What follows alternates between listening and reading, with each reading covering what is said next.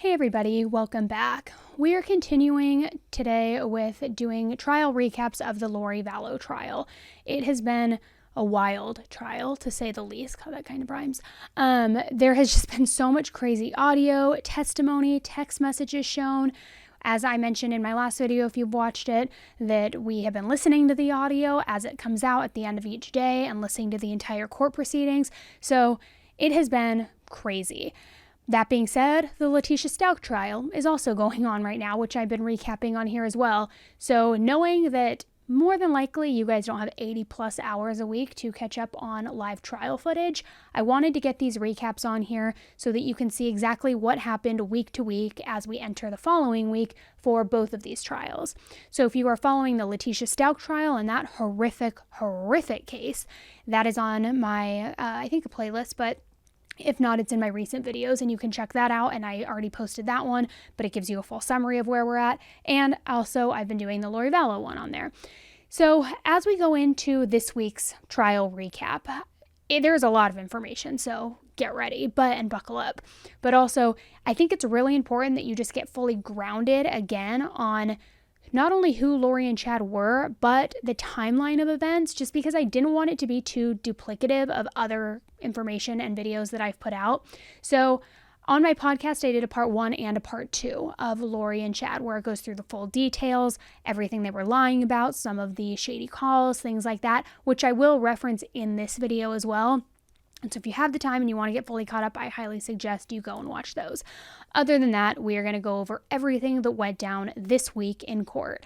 As I mentioned in my previous recap about Lori Vallow and what's been going on in this trial, we do have a contact who has been inside the courtroom. So in my last video, I shared some of the personal texts that they were giving with firsthand information and accounts of what was going on in the courtroom. And we still have that contact, so I will again be sharing information with you that happened this week in court throughout this video and some text messages from them as well. Colby testified, who, as you may know, is Lori's son. Tons of information and very uncomfortable audio emerged from that, and we're really just going to talk through everything. All right, guys? So my name's Annie Elise. This is 10 to Life, and let's jump right in. 10 to Life with Annie Elise starts right now. This week, there was no court on Monday. So on Tuesday, court started off this week with Zulema on the stand, continuing where she left off from last Friday with her cross-exam. Zulema started off by describing Alex's death. Now remember, Alex died within 2 weeks of marrying Zulema, and just 1 day after Chad's wife Tammy's body was exhumed. So she said she came home to find Alex unconscious and called 911. Alex was brought to the hospital where he was plugged into monitors and CPR was performed. After many hours of attempts, though, Zulema had to give the okay to turn the machines off, and she said that was pretty traumatic. During cross-examination of Zulema, like Melanie Gibb, the defense was really going in depth about her involvement and her beliefs regarding Chad and Lori, what they were saying, and then Zulema's actions. Now, Zulema isn't being charged with anything in this case, but she was definitely going along with believing all of this stuff back then. But like Melanie, she now distanced herself from that and says things like, oh, well, I didn't really believe it that much, or I had doubts, things like that. Just really distancing herself from the situation. So the defense was really trying to pin her down by not only did she actually believe this stuff, but that all of her beliefs and instructions were coming from Chad, and that Lori was only relaying the things that came from Chad. Which is pretty interesting because so far the defense hasn't straight up blamed Chad specifically, but it seems like they are definitely heading in that direction, which you'll also start to see why as we continue. And which, by the way, side note, Chad's attorney, John Pryor, has been present during jury selection and the entire trial itself. Zulema said Lori told her that she was very special and that her mission was the most important one. Chad called Zulema the goddess of the earth and said that she had a special mission to fulfill that he identified was just for her. Zulema's power or gift was that she could control the elements. And guys, I'm sorry, I'm going to try not to laugh as I say this. But Zulema said that she felt really good and special, and she started to believe all of this, which, girl, if you are being told you can control the elements, but you can't just like point at something like That's So Raven and conjure up a storm. Well, I guess no, that's Sabrina the Teenage Witch. Raven's the one that saw things, right? But like, if you can't do that, chances are homie's lying to you. And there were also some really bizarre texts that the defense brought up between Zulema and Chad. Lori's attorney, John Thomas, asked Zulema to read them out loud for the jury to hear. And some of the texts included Chad giving Zulema blessings to help her move to Rexburg. So let me read these to you. Zulema, do I have a second comforter? How will I know to move to the temple when the call out happens? Chad, we want you part of the team. Zulema, I have chills. A voice has told me I have made you mine. Another example of these texts. Zulema texts, Merry Christmas, hope you had a beautiful time with family. Can you tell me if I have weapons on my back? I think I'm being attacked again. Chad responds, Hi Zulema, I have captured and sealed away the evil spirits attacking you. I have healed the damage. Zulema responded that she felt better and she could tell that the spirits were gone. Zulema said that at the time she didn't believe she was working for evil and believed that she was doing something good to help get rid of the darkness and the evil spirits from the earth, and that now she realizes that Lori and Chad were extremely manipulative and had evil intentions. She also asked Chad via text, and this was on April 8th, 2019. I would love to see if you could help me make a portal at home. Guys, honestly, like, I don't know. It just blows my mind that certain people fall for this. And I'm not trying to like victim shame here or like cult believer shame here, but like it always fascinates me how people have the ability to get brainwashed so easily and so quickly. Are they like sold on the dream and they believe it? But then once they start these cult leaders start over promising like, yeah, you can conjure up the elements. Yeah, you're this. And you're not seeing anything come to fruition. At what point does the blind faith kind of take a backseat and you're like, maybe I've been taken for a ride here. The next witness on the stand was Colby Ryan, Lori's only living child. Colby was most recently in the spotlight for an arrest after an incident with his wife, and the charges were dropped. There were also rumors that he was separating or getting a divorce, so I'm not 100% sure what's going on, but according to Colby, he is still married, and the couple has 2 children together. Our court insider says Colby is on the stand, Lori with the fattest smile on her face. Colby was emotional when identifying pictures of Tylee, JJ, and Charles. He was asked about the day that Alex shot Charles, and Lori had told Colby that Charles died of a heart attack. He says that he went over right after his shift at work to his mom's house. When he opened the door, Tylee answered the door and gave him a hug. He didn't see anybody else, and then he went inside. He saw Alex Cox sitting on the couch watching TV wearing a white bandage on his head. He asked Alex why he had a bandage on, and Alex stated that he got hit in the head with a bat and that he shot Charles. Colby said he looked up at Lori, and she was calm. Then he was asked about the Social Security benefits that Tylee was receiving from her biological dad, Joe Ryan. Colby said he wasn't sure if Joe legally adopted him or his last name was just changed to Ryan when he was little. He described how Tylee would send him money through Venmo once a month, and that the reason why Tylee was sending it was because Lori didn't know how to use Venmo. He described that on the day Tylee and Lori were at the Yellowstone gift shop, Colby said he talked to Tylee about money, and Tylee told Colby that their mom was taking control of the money. He said he talked to Lori afterwards, and she said that they were having financial problems, and that she was going to use that money to take care of bills before she found a new job. On November 27, 2019, Colby had started to get concerned about Tylee after having some text conversations with her. He said that the texts that he was receiving back were weird. Tylee's punctuation was different. He felt like it might not be Tylee. He said he started noticing this after her birthday on September 24th. After this point, when he got that money afterward, he said that Tylee started sending him money through Cash App instead of Venmo. Now remember, Lori apparently didn't know how to use Venmo. He said he knew Tylee moved from Arizona, but he didn't know where, just that Tylee said it was someplace cold and that it was dangerous to tell him where she was going. Then, Tylee's phone was disconnected at the end of November, around the same time that Kay Woodcock was calling for welfare visits for JJ.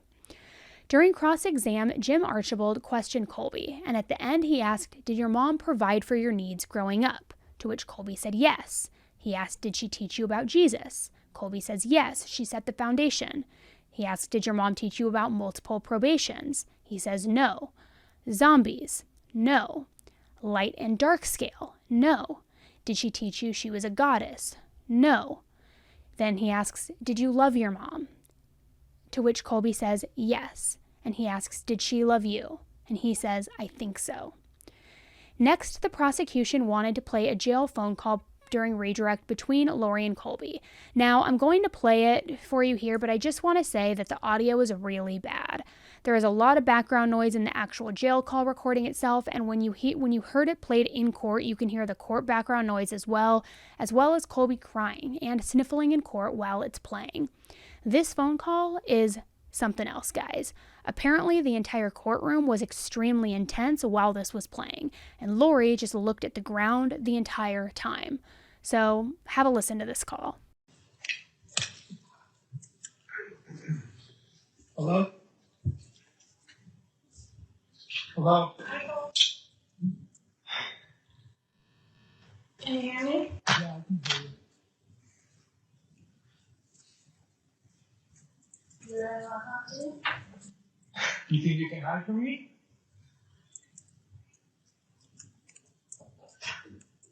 I'm not hiding. You just quit talking to me?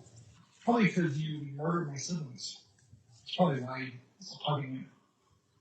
Maybe you should understand. I didn't. I'm sorry that you feel that way. You didn't do anything, right? Mom, I've prayed for you in my worst moments. I have prayed for my siblings who swore to me were okay.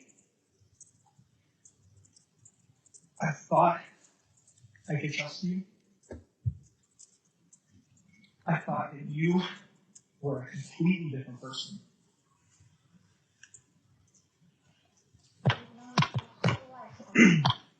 I don't know a murderous mother. You can make judgments when you weren't there and you don't know what happened. What happened? Everyone's making their own judgments. Mom, you've been shoving BS down my throat for a very long time. I'm going to talk to you. You can be in a mad. sweet. Hey, listen to me. I'm not mad. Listen to me. Fine, listen to me. I've sat there and prayed. I can't tell you the amount of pain that I have felt from your decisions in Jesus Christ's name. It kills me to watch you sit here and tell me this is a trial. It kills me to watch you take the victim's route and say that this shouldn't have happened to you. When you are telling me that Chad Daybell came into your life and all of a sudden everything changes. And I'm talking about my spirit feels this. I prayed. I trusted you. I gave you every chance I could past my own limitations as a human being. I pushed past all of everything to try to get to you, to help my own mother. You lied to me, specifically to me, more times than I can count about this. To know that they're gone and you knew, and my phone's being texted by my little sister who's not even alive, my little brother who's the sweetest little kid ever, for what purpose? Can you tell me if this is God's will for my whole family, including my stepfather, to be dead? After everything that you try to tell me, you can tell me right now that Jesus Christ, the Savior of the world, is on your side. You tell me that with all the conviction in your heart that Jesus Christ is on your side right now. Please. I can tell you that. Say it. Say his name. Say that he told you. And you followed him like exactness. Because I have prayed for you. I sat there and tried my best to forgive you and Chad and Alex and I was deceived, and I was broken by my own mother. What are you doing? What are you doing? I prayed to Heavenly Father, and I said, you tell me, Father. All have all made these judgments. They think they know what happened. They think I don't care about they other know people. what happened. They think they know what's responsible. Do you know that you told me? Everything. Do you know what you told me? Because you weren't there. So You're right. I wasn't there. I was kept in That's the right. lab. And one day, Two kids you will were know. murdered. One day, Murdered. you will know what actually happened. You're right. Because you know what, Mom? And we all will stand there with everything you. into the light. You're Yeah. absolutely right. He will convict the people who act in his name with pure blasphemy. Is this funny? This is funny? This is funny. You're laughing like this is funny. How come your camera's not on, Mom? You don't want to look at me in the eye? Why can't you look at me? It's nice just to you talk and me. to I'm in you my house both. alone. I love you. I always will. One day you will see, and one day you will understand. Go ahead and hang I up. do love See you. how that works for you. You gonna hang up? I don't have anything else to say. You obviously don't know. Let me tell you You something, weren't Mom. there. You weren't there. Summer wasn't there. My mom wasn't there. The police weren't there. The FBI weren't there. You're right. Nobody Was there? was there. Kylie and JJ, Mom. Yeah, and guess what? They know. They know exactly what happened. Backyard. And they love me. And we are still together forever. They love me. And they are fine. And they do know the truth. And I know the truth. And we're the only people that do. So you can judge me, Colby, all day long. Go ahead and judge me. The whole world has. The whole world has judged me. Listen to me. They don't know, and you don't know. You don't know what I've been through, and you don't even give a crap what they've been through. Nobody does. Except for me. I'm the one that knows. I'm the one that was in the hospital with Kylie for hundreds of days watching her suffer. I'm the one that was there doing everything with JJ every day. I was the one who did it all these years. You did it all to throw it in the garbage. They're not. You don't know what happened. You don't know what happened. Freaking matter what happened if they're buried in your new husband's backyard. Tell me that matters what happened. You tell me that you did this in Jesus' name, Mom. I have to hear that out of your mouth. If you believe it, then you are not afraid. Every witness of Christ will scream his name when he comes back. So you are that person. I am that person. I am that person. Christ, and he will come to you. Oh, yeah, Colby, because that's what it is. Okay. You don't even know. You weren't even there, and you don't even know. When I asked you about Tyler in October, what did you tell me?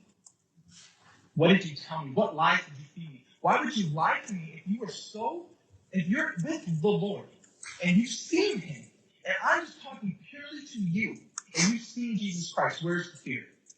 Why wouldn't you tell me something? Why were you afraid? Why is everyone against you? Why is everything against my mom? You can be against me all you want. One day, we will all stand there with Jesus. We will all stand there with Jesus, and you will know the truth of everything. Not for me. You're telling me that this was all done in light. Say it. Tell me that this was done in Jesus' name. You don't know what happened. Why? Why don't I know, Mom? Oh, because I was kept in the dark to protect me? You know who needed protecting? My little dead siblings. That's who needed protecting, Mom. This is not... Is that what you think you did? You ran. I hadn't been killed. A month later, you ran away. I never wanted you guys to leave. I would have taken those kids in 1 second. I would bring them into my home, and I would have taken care of them. That's not even a question to me. Yeah, everybody You can't say that you know. Everybody says that. Says it now? Where was my offer? Where was the offer? Well, you I had did been everything for for just a them. week. While me I and had- Peter Griffin run away together to Hawaii? How about that? If you would have offered me, you would have known. You cannot sit here and lie. And that's what everybody thinks, but that is not the truth. Okay? That's what people are They were thinking. murdered, They're put in the assuming. ground, and then you walk away. So You then don't what's the know. truth, Mom? No, you don't know that. Then No, tell me that the is truth. not what Tell me the happened. truth. That is What not happened? what happened. You tell me what happened. If you can tell me what happened, then I don't care. If you can actually explain it, then it's different. I would love But you to can't. talk to you about it. Mom, you've been saying that you've been wanting to tell me for a very long time, and you never say it. You have no idea how much pain I have felt in my body. I feel like I could die. My own mom, my siblings, and my whole family, my dad, everyone is gone except for you, and you're in jail because of it. I have prayed to Heavenly Father himself and asked him to help me survive this. Do you understand the freaking earthquake that has been caused? Do you know how many people are hurt and broken now? And you're telling me that there's a reason? Why are you following Chad down the rabbit hole, Mom? Why would you follow anybody that is not good? How can you follow someone that cannot lead you to salvation in Jesus, Mom? You can't lie to me anymore. You can't pretend anymore. You can't hide anymore. If you want to tell me what happened, I called you for that very reason. You had enough condemnation for the whole entire eternity, but you're telling me that you're going to stand in front of Jesus Christ and you're going to be fine. That I'm still praying for you. I am still praying for you. I don't know where the lies and all these things are written. I don't see it. I never have. The light of Jesus Christ is the most powerful thing that's ever lived. It's the most loving, embracive thing that has ever happened to this world. And I pray that you see him and fall into his grace. I pray it every day.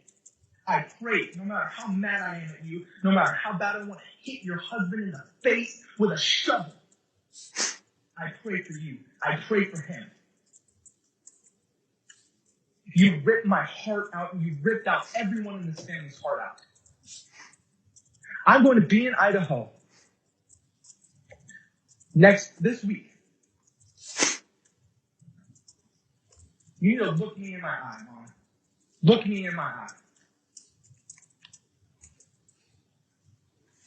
So that call is obviously very uncomfortable. It feels like Lori is taking things almost in a lighthearted way, but you can clearly hear that Colby is distraught and in pain and just wanting answers to know what happened to his siblings and for his mom to just tell him the freaking truth. And Lori just keeps dodging it, keeps evading it, and seems just again taking it lightheartedly because she's even heard laughing and kind of chuckling under her breath. It is creepy. Now, apparently, according to our court insider, Lori's eyes followed Colby as he left the courtroom.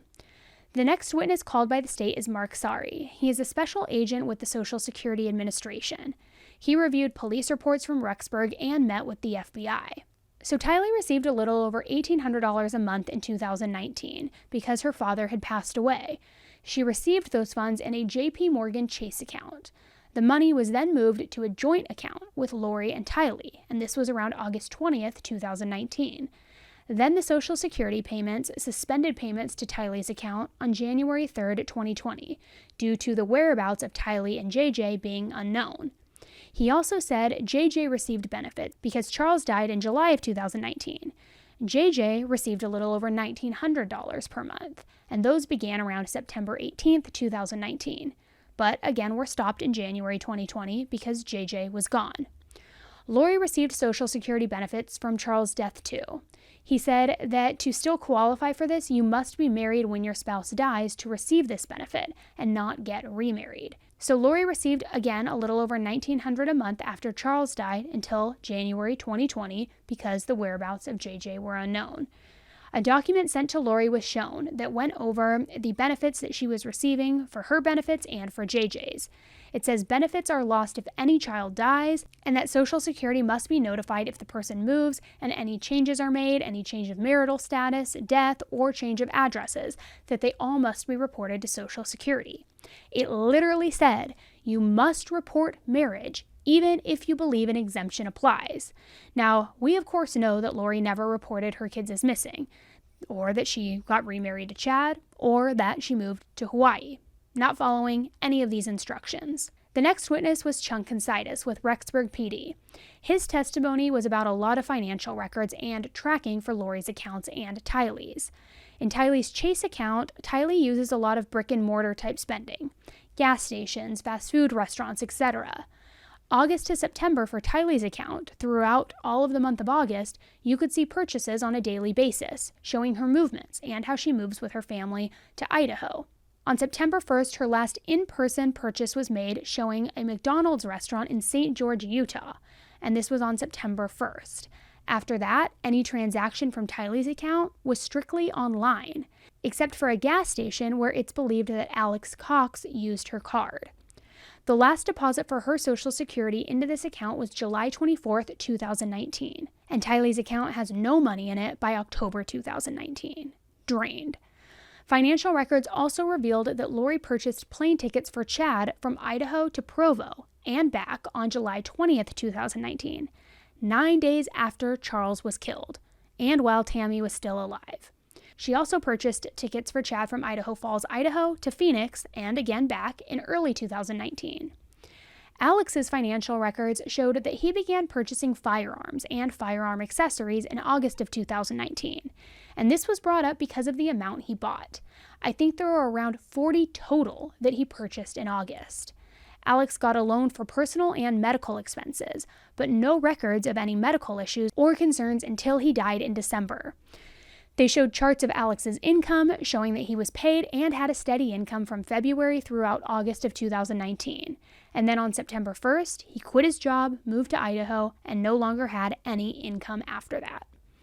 The next document is an email dated November 8th, 2019, that Chad Daybell sent to Julie Black, a realtor in Hawaii. It says, "We are interested in seeing this property. Would the owners be interested in leasing this property to a clean couple with no pets or children? Please let us know. Thank you." This was 3 days after they got married and just a couple weeks after Tammy had died. The next exhibit is from Windstream Communications, and it's in reference to an IP address associated with Tylee Ryan's Venmo account. The IP address was registered to a Residence Inn in Kansas City, Missouri. $100 was sent on October 10th to Colby Ryan from Tylee's account with a message saying, "We love you." Lori was with Melanie P. in Kansas City that same day to visit friends. That Venmo transaction was made using Tylee's phone. Attorney Woods then asked the detective if he ever did any pharmaceutical searches when J.J. Vallow was missing. The detective says that he did. He submitted requests to agencies in Arizona, Hawaii, Montana, and Idaho. There were no records of any prescriptions being filled for J.J. in any of those states during 2019. Tylee Ryan's name was also submitted. No medications were found. Lori Vallow and Melanie Boudreau's names were also submitted in this search. Next, they showed an email between Lori and her accountant. Lori wrote that Charles Vallow died and she wanted information about how to forward tax returns to her new address. The email is dated September 9th, 2019 at 5:03 p.m. The detective says that Tylee was killed on September 8th or 9th, so the email was sent hours after they believed Tylee was buried in the backyard. So, seriously, this is extremely disturbing and disgusting. All she seems to care about is the money and how to cover her tracks and how she's going to continue things. It is appalling. The next document is from Etsy. It shows that on August 15th, 2019, Lori Vallow ordered a glow-in-the-dark malachite titanium ring. The email on the order was lollytime at iCloud.com, and the shipping address was to a home on Four Peaks Place in Chandler, Arizona. The credit card that Lori used for this order was declined, though. The next witness is Mike Douglas, who is a forensic accountant with the FBI. He reviewed bank accounts associated with Lori and Tylee. He said Tylee was responsible with her money, saying, "I never saw her have one negative balance." She had 2 automatic payments set up, her Jeep and her T-Mobile account. The money she received following Joe Ryan's death went into that Chase account. On August 14th, Lori wrote on her apartment application that she was receiving $5,700 a month from Social Security benefits. On September 8th, Colby had requested Tylee to send him a Venmo payment. Tylee responded back that she did not have the funds in her account and that Ms. Daybell was receiving them. Detective Douglas says that the final payment on the Jeep stopped on September 1st, 2019, because of the lack of funds in Tylee's account. JJ's Social Security funds started getting paid into Lori's account in September 2019, and he again was receiving them because his dad had died. So Detective Douglas runs through a timeline of JJ from the time Charles died to the time JJ died. Tylee and Lori often sent money to Colby through Venmo, but after Tylee died, both of Lori's Venmo accounts ceased. Tylee had a new bank account added to her Venmo after her death, and the money was sent to Colby. Tammy's life insurance policy was increased, and that request was made on September 8th, 2019, the same exact day that Lori, Alex, Tylee, and JJ were at Yellowstone. While they're out getting this picture that's going to be proof of life or whatever the point of that photo was, Chad is increasing his wife's death benefit, knowing he's got to cash out. After Tammy died, Chad made the most large purchases, including a family trip to Knott's Berry Farm. I mean, come on, bro, you couldn't even spring for Disneyland. You had to go to Knott's Berry Farm. Give me a break. Chad filed life insurance claims within days of Tammy's death. He attempted to refinance his home on October 8th, 2019 as well. Life insurance payouts were deposited into Chad's account on November 1st and November 16th of 2019. And get this, during the search of Chad's property that started around 7 a.m., between 9:50 to 10 a.m., there were transfers of $8,000 each from Chad's Mountain America bank account to 3 of his kids. Around $4,400 was left in the account. So he obviously, in my opinion, knew he was getting locked up and was trying to parcel out money to his kids as best as he could before he was in custody. Next, the prosecution brought Scott Cowden to the stand. Scott is a firefighter with the Chandler, Arizona Fire Department, and he responded to the Chandler house the day that Charles Vallow was shot, back on July 11th, 2019. He says he and other firefighters entered the house and found Charles lying on the floor on his back unconscious. He assessed and evaluated Charles's body. He found blood on Charles's shirt and observed 2 gunshot wounds. He said, "We were led to believe CPR had started prior to our arrival, communicating with dispatch. We were led to believe that the caller, the shooter, had started CPR." And he says that if CPR had been performed, there likely would have been injuries or impressions on Charles's chest. And you guessed it, there were no signs that CPR had been performed. He started his impressions and he felt a crunch or crack, likely cracking of a rib or sternum. Now, if somebody had been performing CPR, he would have not expected to feel that crunch. Once he stopped CPR, he had blood on his gloves. So he says had somebody performed CPR before him, there would have been blood on their hands. And again, Alex's hands were clean. Next, Detective Ariel Weather is called to the stand. He worked for Chandler Police Department. He was working on July 11th when police received a call for the shooting. The next day, he was assigned to call Lori Vallow, as nobody had obtained any information about JJ because he was present at the scene during the initial investigation. Werther called Lori, and she told him that she took JJ to school after the shooting and that they stopped at Burger King on the way. He obtained a surveillance video from Burger King. Lori's vehicle is at the drive-thru clocked at 7:54 a.m. He tracked the locations where Lori stopped the morning of the shooting: a CVS, Burger King, and JJ's school. JJ attended school at Lawrence Academy. The most direct route from the house to the school is about 7 to 8 miles. The 911 call came in at 8:36 a.m. The first officer was on scene at 8:42 a.m. He captured Lori on camera at 8:48 a.m. back at the scene, and he says it doesn't seem plausible that she could have driven back and forth to school with the stops that were made in that short amount of time. He says that a few days later, he visited several CVS stores as they received information that Lori went to buy flip-flops for JJ, who had left the house without shoes, but he was unable to find any video of Lori at any CVS. Then he checked location data on Charles's phone, which Lori apparently took with her after Charles was shot, for whatever reason, probably, in my opinion, to start clearing things out that would implicate her. The data showed Lori stopped at Walgreens, not CVS, and it recorded her visit to Burger King. Lori visited Walgreens around 8:15 a.m. on the morning of the shooting. Charles Vallow's phone was in the area of Lauren's Life Academy around 8:30 a.m. Now remember, the 911 call didn't come in until 8:36 a.m. Lori appears back at the house and the scene of the shooting at 8:48 a.m. So, he was dropped off at school, then she comes back to the house, and that's when they call 911 like 10 minutes before that, after he's dropped off at school. The next witness is Detective Sandra with the Chandler Police Department. She was the person who interviewed Lori after Charles was shot, and if you haven't seen it yet, definitely go back and watch part 1 of the Lori Vallow videos I did, because I have the video included in there. She was at the scene and is the one who drove Lori and Tylee, and she recalls going over to chat with Lori and Tylee at the scene. She said Lori appeared calm, very non-emotional, was kind of hanging out and having general conversations, saying she was not really upset, and at one point she was even laughing. Afterwards, this detective drove Lori and Tylee back to the police station in the Family Advocacy Center.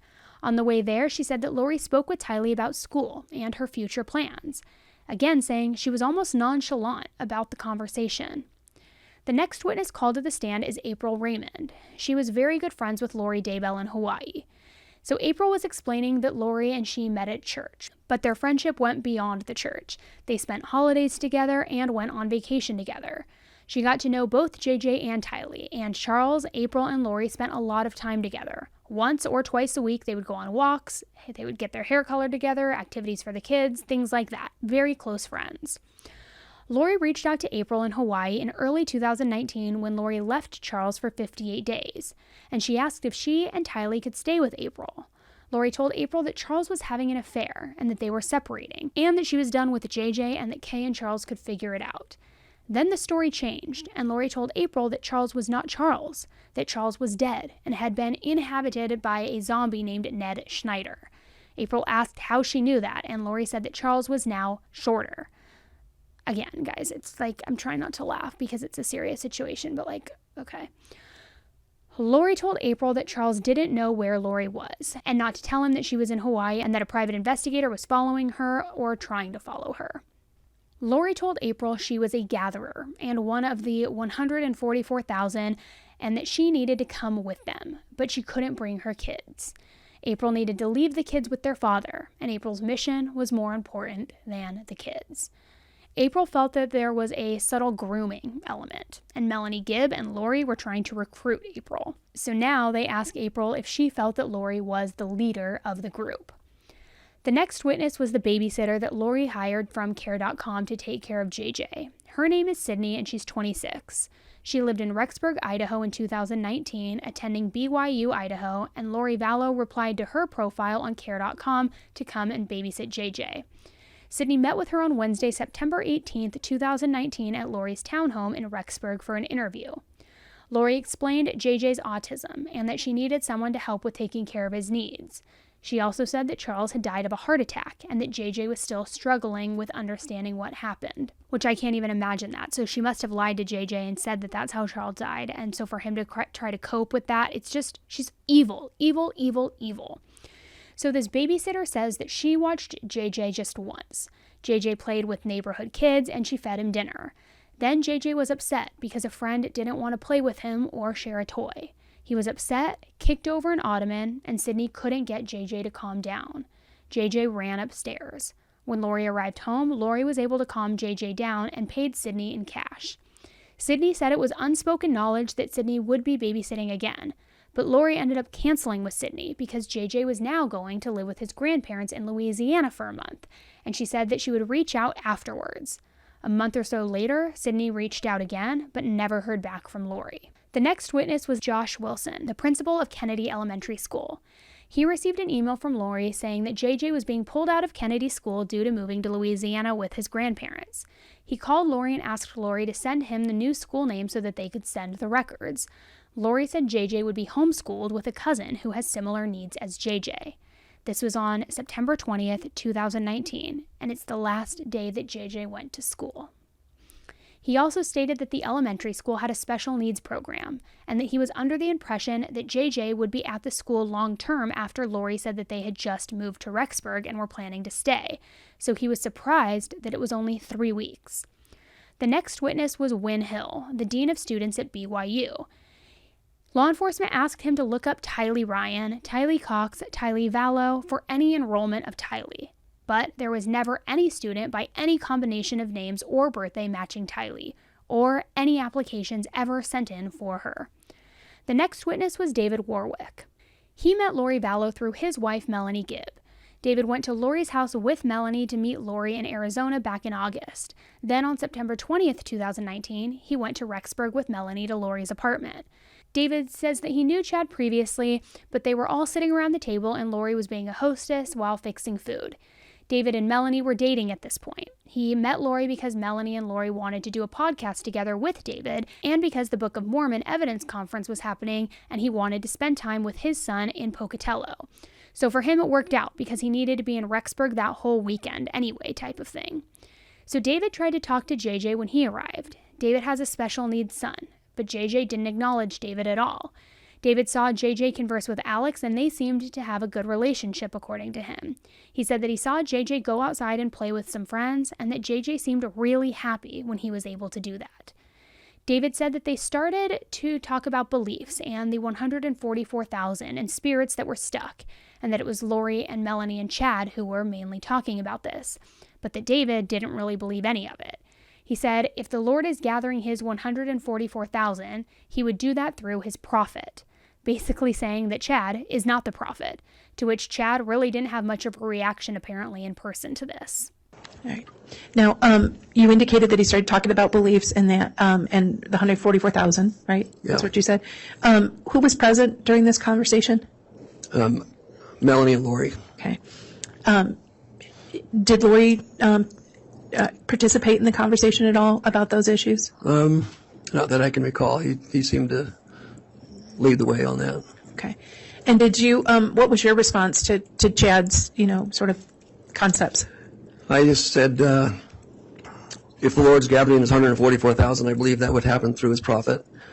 And then, as far as the Satan having power to push people out of the bodies, I said, we're taught differently in that. That can't happen. He's not given that kind of power. Okay. So let me stop you there. So you are a member of the Church of Latter-day Saints, right? Yes. Okay. And I heard you say through the prophet. Are those doctrines taught through the mainstream LDS Church? Yes. Okay. And so your response was things more in line with the teachings of your church? Yes. Okay. Were you sort of going along with what Chad was telling you? I was listening, and then I questioned, that's, I don't know what you mean by going along. Did you believe him? No. Okay. Did you let him know you didn't believe him? Yeah. Okay. So after that interaction, did you have any other interactions with Chad? Yeah, he had us meet him at a property on the east side of a church.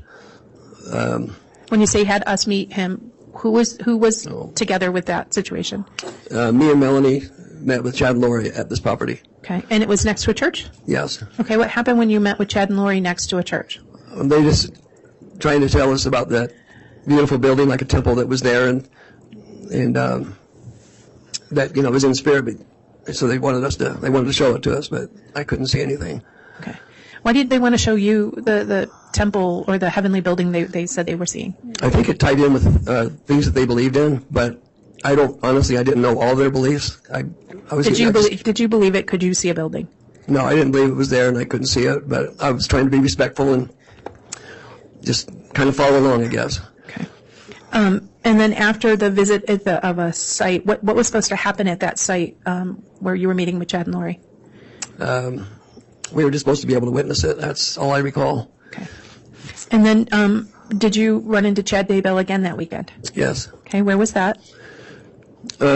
While doing the podcast that weekend, Alex was babysitting JJ because Lori said that she didn't want any interruptions. Later, David saw Alex carrying JJ inside the house and JJ was asleep on Alex's shoulder, and then carried JJ upstairs. David was sleeping in JJ's room that night, and David had the worst nightmare of his life. Melanie went to get Lori or Chad for a blessing to help him with this nightmare, apparently.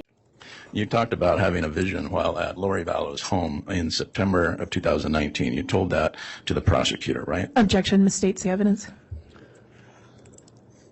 Overruled. If the witness can answer, you can correct if that's misstating evidence. I had a nightmare. So a nightmare and a vision are two different things. Yeah. So how do you define a nightmare versus a vision? Well, it's like whatever the nightmare was about, it was like I was living in it. And a vision is just pretend? No, a vision is when you're observing and you're being shown. So both a vision and a nightmare are real? No, not necessarily. So can you further explain the difference between a vision and a nightmare, how one works and not the other one? The vision is when you're being shown, when you're being shown things when you're seeing the future, but you're not seeing yourself. Somebody else is presenting it. And so your visions come from who? The ones I talked about came from angels, under God. And your nightmare comes from who? It was very adversarial. It was consumed. It was a lot of fear and a lot of darkness, and there was no order to it. So the fear and darkness came from who? Well, it was adversarial. I don't know who it came from, but. And when you say adversarial, are you talking about the devil? I would say it was from that direction. An angel of the devil? Could have been. You've had these visions and nightmares throughout your time that you knew Chad Daybell, Lori Vallow, and Melanie Gibb. Is that right? No, I just had that experience that night. Okay.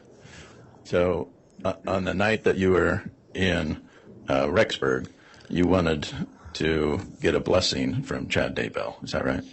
Well, Melanie was just said, I think you need to get a blessing. I'm going to go see if I can get Lori to get Chad. So I just agreed. I was distraught. And what is a blessing? It's when it's exercised under the direction of the priesthood to bless you with deliverance, comfort, or healing, or guidance. So you wanted a blessing from Chad Daybell? Well, Melanie just offered to get it. I was in a position where I wasn't all there. I was really struggling with whatever. I just remember it was horrified with what I was seeing. And so what would a blessing from Chad Daybell do for you? Give us just a moment.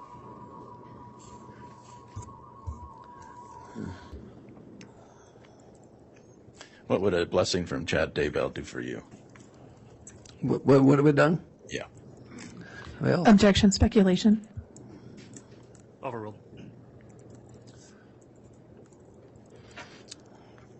I would have hoped for peace, but it wasn't my idea. Melanie was just trying to get help. And you and So Melanie, I'm sorry. I'm sorry. You and Melanie were in the same room when this nightmare happened. Yes. And you were sleeping in JJ's room. Yes. And you were woken up by your nightmare. Yes. And then you woke up Melanie. She woke me up because I was, she can tell that something was going on. So And so you agreed. maybe we woke each other up. I don't know. And so you agreed to seek help from Chad Daybell. Yes. And did Chad Daybell come? No. When had you seen this scratch on Chad's neck from JJ? He pointed it out, but it was pretty minor. That you didn't see the scuffle, but Chad. No, I didn't. But Chad told you about it. Yes. And when Chad told you that his wife's time was up, that he had a dream she would die, did you believe that? I wasn't certain to what to believe at that point. David says the next morning he didn't see JJ. Lori said JJ had an episode where he climbed up on top of the cabinets above the fridge and knocked a picture of Jesus down, and Lori called Alex to come get JJ. When asked why, David said because he didn't see cabinet damage and he wanted to see if he was okay and give him a blessing. During cross-exam, Jim Archibald was really leaning into the same thing that he did with Zulema earlier, wondering about his beliefs, the nightmare, and the blessing. Almost asking, okay, if you knew Chad wasn't the prophet, why were you wanting a blessing from him after your nightmare? And take a listen to this. So would you call yourself a visionary man? Well, others have called me that. I don't call myself anything. You've given talks or speeches about the second coming of Jesus. Is that right? About my dreams and visions. So would you call yourself a visionary man? Well, others have called me that. I don't call myself anything. So on your speeches or your podcasts, have you shared your visions with other people? Yes. And you've had visions of secret combinations taking place in Washington, D.C. Judge, Yes. I'm going to object at this point. I fail to see the continued relevance of this. Goes to his credibility, Your Honor. The state brought this up, not me. It is, I think, it's Judge, appropriate. I'm sorry, what? Well, I haven't ruled yet. I know, I apologize, Your Honor. What was your comment? Go ahead. I was just going to ask under Rule 16, comment 610 is that impugning somebody's religious beliefs or going beyond the scope of this trial is impermissible cross-examination. Well, that door opened a long time ago in this case. I think with the context of the state's evidence, I will keep that rule in mind. I appreciate you bringing that up. At this point, I do think we're still within the scope of permissible cross-examination given the direct examination, so I'll overrule the objection. You've given talks about visions of secret combinations in Washington, D.C. Is that correct? Yes. You've given talks about visions of secret combinations in England and Saudi Arabia. Is that right? Yes. You've given talks about evil entities in England, right?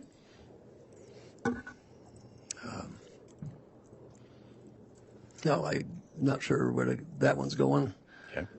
You've seen visions of Russia and China invading the United States. Yes. You've seen visions of Russia and China attacking the United States military and defeating us in 3 days. Yes. You've seen visions of the United States being sacrificed for a one-world government, right? I don't know where that one came from. You've been, well, I didn't make this up. Yeah. Well, the context is what's being avoided. That's why it's difficult here. So. Okay. So what's the concept about the United States being sacrificed for a one-world government? Judge, objection, again, on that concept, I mean, relevance? All right, at this point, Mr. Archibald, I do think we're getting away from the evidence of the case and direct, so if you could tie this in some way, if it does, if not, I'll sustain the objection. David finished off by saying that Lori was fun-loving and that what they were teaching didn't match what he saw in their character. The next witness was FBI intelligence analyst Benjamin Dean. He went through the text exchange between Tammy and Chad. Both Tylee and JJ had been seen in Yellowstone National Park on September 8th, and so these texts felt very important. Dean was well aware that the 8th was the last day Tylee was seen alive. So to read that Chad shot a large animal, had started a fire, and was burning limbs, it felt really important. He also said that every single text that he reviewed between Tammy and Chad prior to this one message was extremely short exchanges, back and forth about mundane day-to-day things, and just coordinating logistics with household duties. So the text about the raccoon, he said, this message appeared to be the first and only time whereas in Chad texted Tammy a rather detailed explanation step by step of his day and the events in any sort of narrative style. The next witness was Detective David Stubbs. He was initially involved in the investigation from when the Chandler police reached out to the Rexburg police about the Jeep that may have been involved in a shooting attempt on Brandon Boudreaux, who testified last week. He was given Lori's apartment address. The first time he went over there was November 1st and didn't see the Jeep then. He saw Lori and Chad getting into a blue Subaru, so he followed them in hopes that maybe they would lead him to the Jeep. He followed them to a few places and then they stopped at a Hobby Lobby. He watched them in the parking lot walking in, holding hands, Lori with her head on Chad's shoulders, being extremely affectionate. They later came back to Lori's townhome on November 4th. They found the Jeep and they towed it. They said that nobody ever contacted the Rexburg PD to let them know that the Jeep was missing or that they couldn't find it, and that they had actually attempted to reach out to Lori to let her know, hey, we have your vehicle, and they never got a hold of her. The next time he saw Lori was after Detective Hermosillo and Hope went out to Lori's to do that welfare check on JJ, where they met with Alex and Chad, and they were acting like they didn't have Lori's phone number and were just being extremely shady. So this time, Detective Stubbs said that he was with another detective, Detective Ball. He had a body cam on during this interaction, and if you haven't listened to it yet, that one is in my previous video.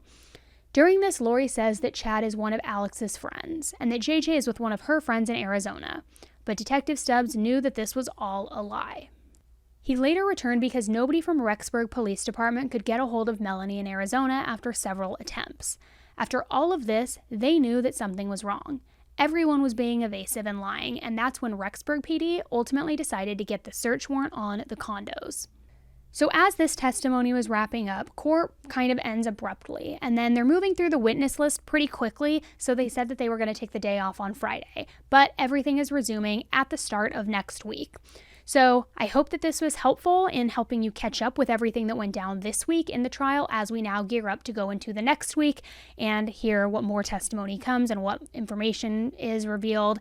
It just, my jaw drops every single week to week, because it's like, I thought I knew this case like the back of my hand, yet new information continues to emerge. So again, if you find these recaps very helpful, either let me know in the comments below, or you can just quickly like this video so that I can look at that ratio to see if this is useful, and then I will continue doing these for you so that you don't have to, again, watch the hours and hours on end of trial footage yourself or listen to those audios. So let me know. We'll see what happens next week, who testifies. Now that they have started to scratch the surface and paint the picture that Chad is the one responsible, I wonder how far they're going to push that.